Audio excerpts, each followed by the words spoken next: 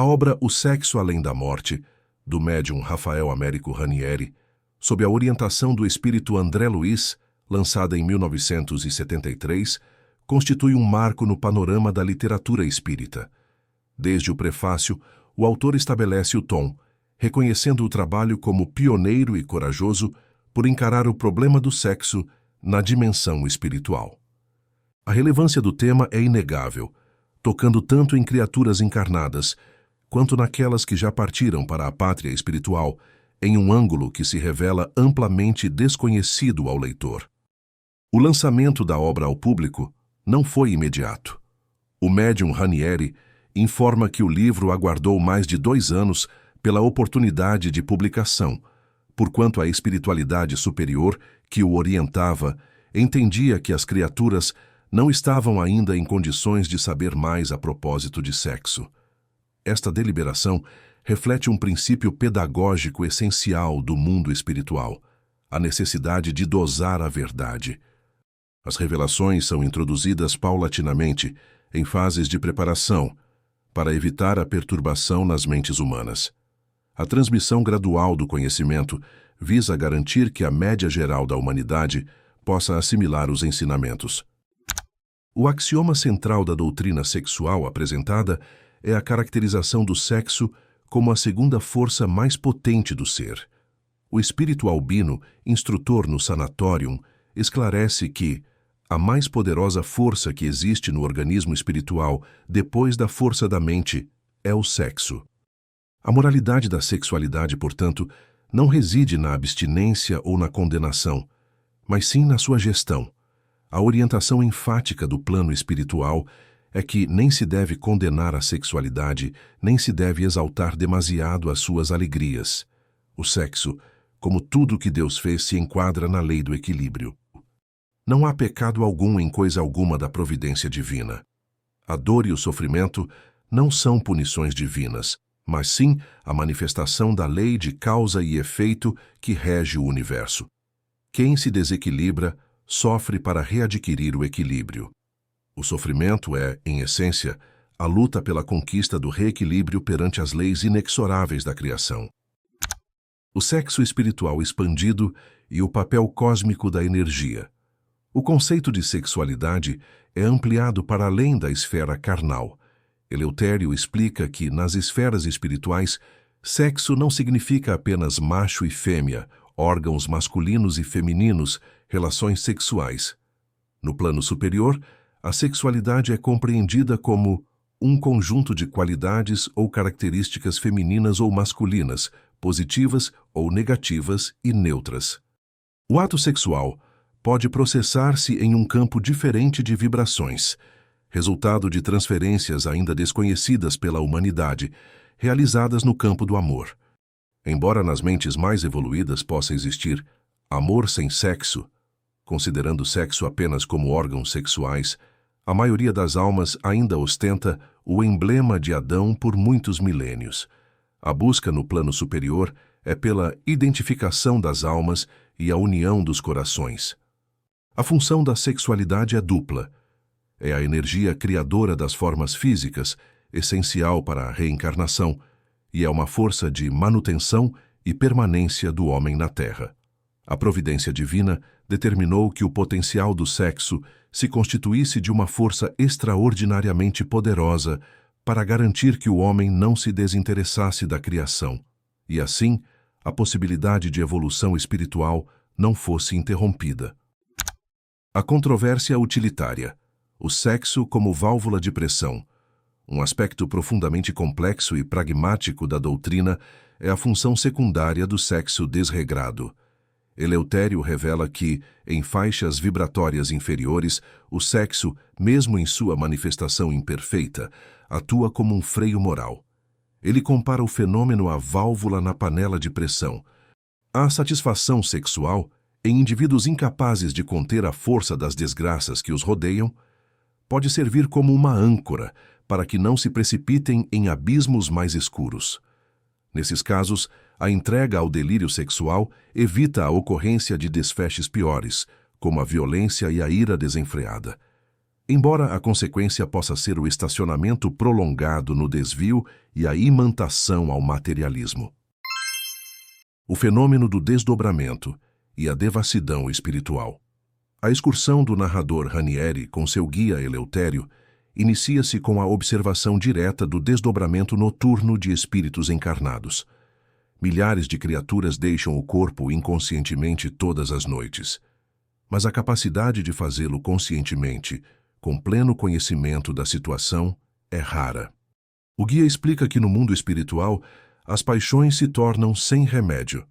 Aqueles que se amam desesperadamente ou que buscam o desregramento se encontram com facilidade quando vibram na mesma faixa vibratória, superando as convenções sociais.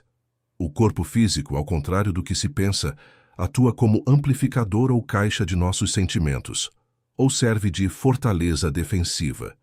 A libertação do corpo permite que os sentimentos de ordem terrestre vibrem com grande intensidade no perispírito, facilitando a busca por satisfação imediata.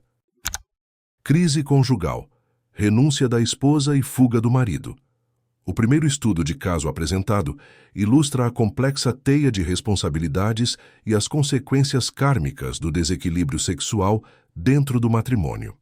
O homem observado, uma figura decente e respeitável da sociedade paulista durante o dia, utiliza o desdobramento noturno para dar vazão ao seu anseio de desregramento em um bordel espiritual. Em um ato de confissão espiritual, ele revela que sua vida conjugal é infeliz, pois a esposa lhe negou carinho, afeição, amor por mais de 10 anos após o casamento, levando-o à fome de sexo e à busca por satisfação animalizada em lugares inferiores. Em contraste, a esposa é rastreada a um antigo colégio de freiras carmelitas. Eleutério esclarece que ela é um espírito antiquíssimo, com um passado de respeitabilidade sexual, tendo sido vestal e sibila. Contudo, ela está espiritualmente estacionada devido à prática de sacrifícios inúteis e à adesão a formas de pensamentos estereotipadas pela renúncia sexual mal orientada. A esposa, quando confrontada em desdobramento, defende sua recusa sexual por considerar o ato conjugal uma imundície e a virgindade um atributo divino. Eleutério, no entanto, a adverte sobre a responsabilidade espiritual grave por sua omissão. Tendo assumido o compromisso de ajudar a elevar o companheiro e defender-lhe a honra, sua fuga do dever conjugal a sujeita a resgatar essa atitude. O princípio doutrinário aqui é claro. O ato sexual entre esposos é lei divina, e contrariar a natureza incorre em penalidades rigorosas impostas pela lei de evolução. A recusa sexual da esposa, motivada por dogmas religiosos equivocados, resulta em uma quebra de compromisso kármico. Ao abandonar o companheiro à própria sorte, ela se responsabiliza pela queda dele na carne e pelo retorno às suas antigas amizades que jazem no fundo dos milênios, evidenciando que a pureza ritualística autoimposta não se sobrepõe ao dever do amor e cooperação mútuos. O Vale da Morte e o Círculo da Perdição. A incursão no vale é uma descida a regiões onde a sexualidade se manifesta de forma agressiva e patológica. A fronteira do vale é marcada por uma cerca mantida por um campo magnético que aprisiona os espíritos cativos. Ao atravessar a fronteira, o narrador é imediatamente assaltado por rajadas de vibrações sexuais em catadupa. Eleutério precisa impor as mãos sobre a cabeça e o coração do discípulo para impedir a queda em tentação, transformando as mulheres lascivas e sensuais, aos olhos do narrador, em irmãs bem-amadas. A patologia da fixação mental é observada nos homens que, vindo da terra em desdobramento, agarram-se à cerca em desespero. Muitos exibem órgãos sexuais descomunais e aberrantes, que os incomodam extraordinariamente, e outros estão cobertos por milhões de germes ou micróbios. Eleutério explica que a fixação mental continuada nos assuntos sexuais através dos séculos atrai ou cria micro-organismos do sexo, que exaltam a sexualidade doentia do ser. A libertação dessa patologia eletromagnética exige milênios de retificação mental e espiritual. No Círculo da Perdição, além do vale, a vigilância é quase inexistente e o desregramento é total. Ali, espíritos encarnados e desencarnados misturam-se em promiscuidade. As almas que lutam para conter suas desgraças se agarram à satisfação sexual como um delírio, evitando que se precipitem em abismos mais escuros.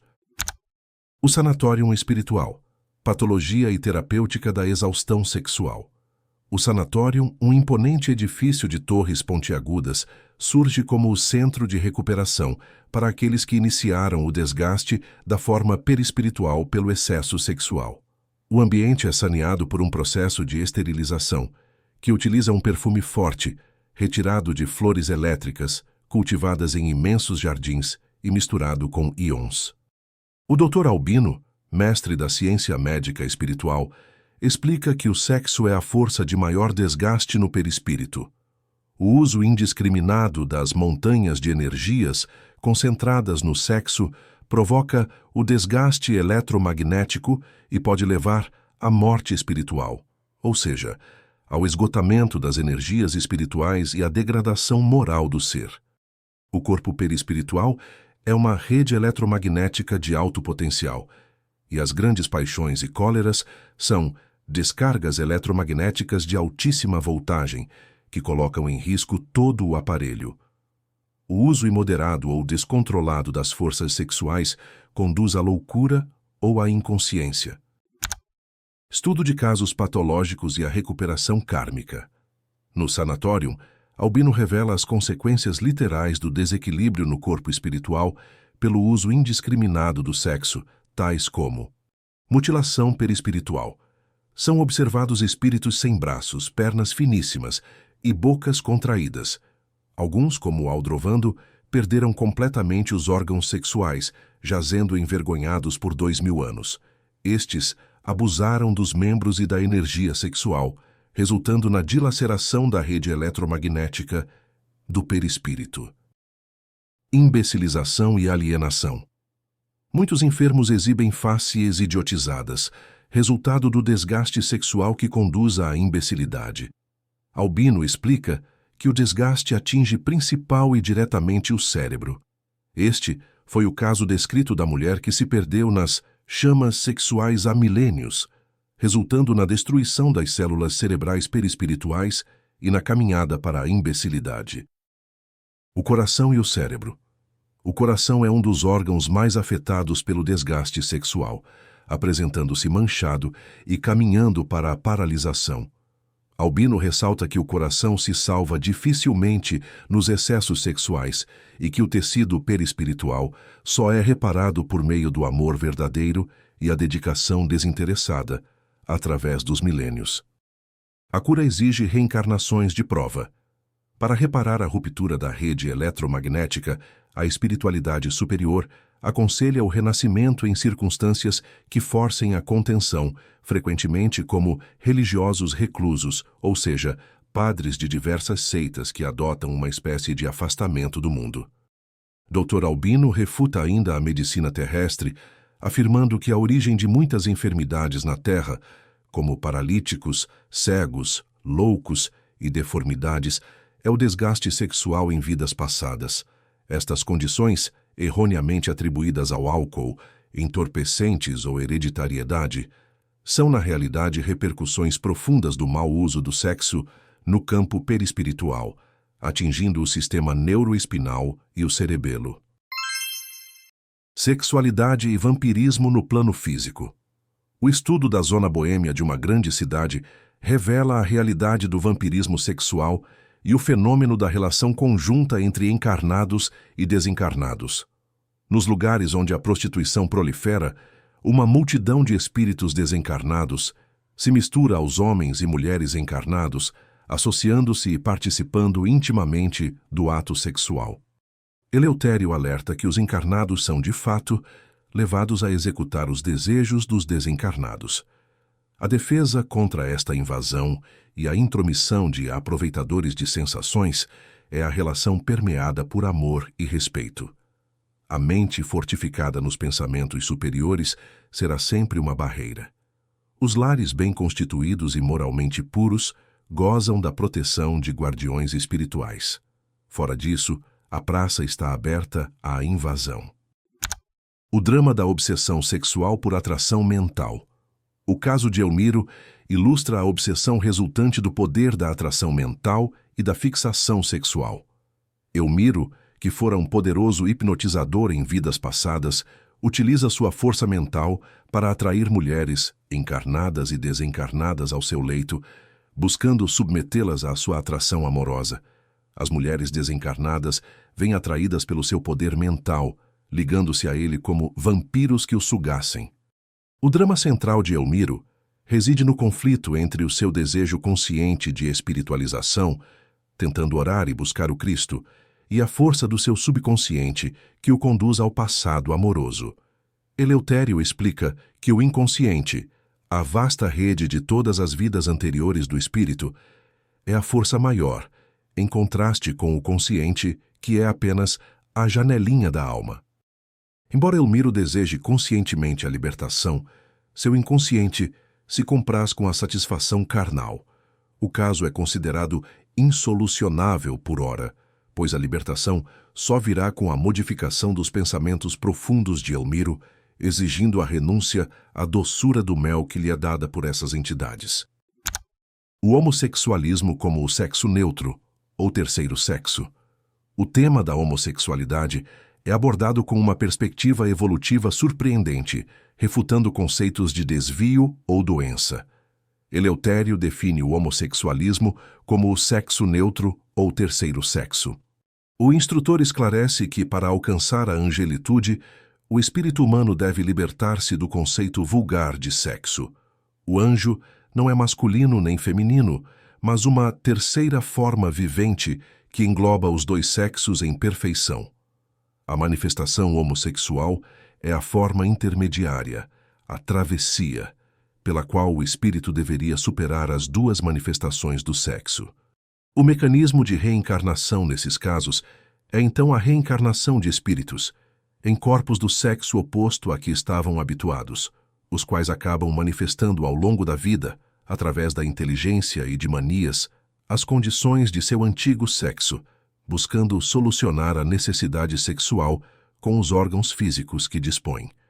A potencialidade sexual não reside nos órgãos, mas no espírito em seu campo temporário de afinidade, e o corpo físico serve como a tubulação pela qual essa força flui. O comércio carnal no estágio atual de evolução da humanidade. Eleutério aborda a prostituição sob uma ótica controversa, defendendo sua existência em face do estágio de atraso da humanidade. O comércio sexual constitui uma necessidade inadiável, agindo como uma garantia temporária para a sociedade. A contenção violenta das energias sexuais em espíritos menos evoluídos não resulta em sublimação, como ocorre em gênios que canalizam a energia para obras intelectuais ou artísticas, mas sim em violência e crime. A prostituição, assim, funciona como uma válvula de pressão, ou um mal necessário que impede um colapso maior. O caso de Carla, que mantém um bordel de luxo, ilustra a complexidade moral. Carla é uma criatura temente a Deus, que canaliza todo o seu lucro para o tratamento de sua filha paralítica, Liana, uma criança que ela adota e adora. Contudo, ela está escravizada por entidades que a ajudaram a prosperar, que se divertem no seu ambiente e que não permitirão que ela se regenere ou que liberte as moças que escraviza. O negócio de Carla é uma armadilha onde a lei do auxílio é negociada com forças sombrias, aprisionando todos os envolvidos. Revelações esotéricas, o enigma das almas gêmeas. A discussão sobre as almas gêmeas é retomada como um tema de profunda dimensão, embora Eleutério reconheça a dificuldade em sua total compreensão e a controvérsia doutrinária, pois Allan Kardec se opôs a essa tese. Para Emmanuel, mencionado no livro, a existência de almas gêmeas é verdadeira, e elas são definidas como espíritos unidos desde a sua origem, caminhando juntos através do infinito. A atração entre elas é uma imensa atração magnética, que, quando em estágio inferior, resulta em dramas sem precedentes, como Romeu e Julieta. O obstáculo doutrinário é o aparente conflito com o amor universal. Eleutério harmoniza o conceito afirmando que o amor eterno e profundo entre dois seres é compatível com o amor universal, citando o exemplo de Jesus e Maria. O amor verdadeiro é universal, mas laços de milênios e milênios criam uma força magnética que jamais poderá ser diminuída, sendo a manifestação de um amor mais profundo dentro da universalidade. Revelações esotéricas, a estratégia de Tamerlão. Eleutério leva o narrador a uma reunião secreta das trevas, onde Tamerlão, o gênio do mal, assume o comando das legiões deixadas por Gregório. Tamerlão, um espírito de inteligência fulgurante voltada para a destruição do que é bom e divino, traça uma nova e perigosa diretriz de combate aos espiritualistas. Tamerlão identifica a sexualidade como o único ponto fraco dos defensores do bem. Diz ele que poucos são os que resistem à fúria sexual. A estratégia de ataque é cirúrgica e kármica. Os alvos prioritários são os líderes do espiritismo e paladinos da espiritualidade. O mecanismo consiste em organizar obsessores para aproximar esses líderes de mulheres que tiveram ligações carnais em outras vidas, que foram suas esposas ou suas amantes. O objetivo é induzir a relação sexual ilegal, impura, fora do casamento, gerando escândalo, desgaste e desmoralização para inutilizar a obra evangélica que estejam realizando.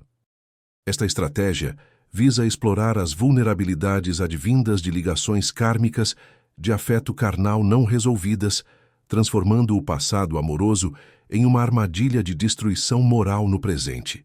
Diante da ameaça, Eleutério reforça a necessidade de preparação e vigilância, lamentando que poucos querem ser salvos no problema sexual. O imperativo de defesa é a manutenção da moral cristã, onde o amor puramente espiritual e fraternal deve ser exercido. Síntese doutrinária e implicações para o progresso humano. A obra O Sexo Além da Morte revela que a sexualidade transcende a função biológica ou moralista estreita, sendo um potencial divino a segunda maior força energética do ser. Sua compreensão é vital para a ascensão ou para o estacionamento da alma. O problema da sexualidade não é de pecado ou crime, mas sim de desequilíbrio. A lei de Deus é inexorável, e o uso imoderado da energia sexual provoca um desgaste eletromagnético que causa dilaceração perispiritual, resultando em diversas enfermidades físicas e estagnação espiritual, exigindo milênios de recuperação e reencarnações de prova. O plano espiritual demonstra uma complexa matriz ética. Embora condene a renúncia dogmática, como a da esposa que abandona o dever conjugal, reconhece o comércio carnal em faixas inferiores como um mal necessário que impede a eclosão de crimes sociais ainda mais graves.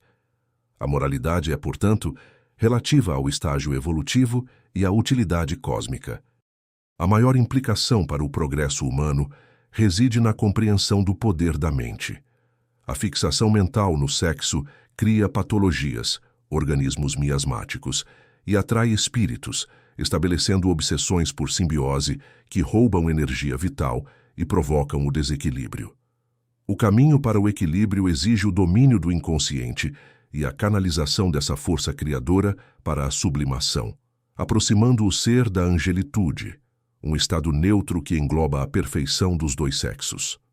Finalmente, a revelação do plano de Tamerlão serve como advertência crítica à comunidade espiritualista. A fragilidade no campo sexual é a porta de entrada preferencial para as forças das trevas, que utilizarão antigas ligações kármicas não resolvidas para promover o escândalo e desmoralizar o trabalho do bem. A vigilância moral e o cumprimento dos compromissos evangélicos são, assim, a única defesa eficaz na guerra espiritual. A verdade é dosada pela espiritualidade. A sua aplicação é imperativo de vida para o ser que busca a ascensão.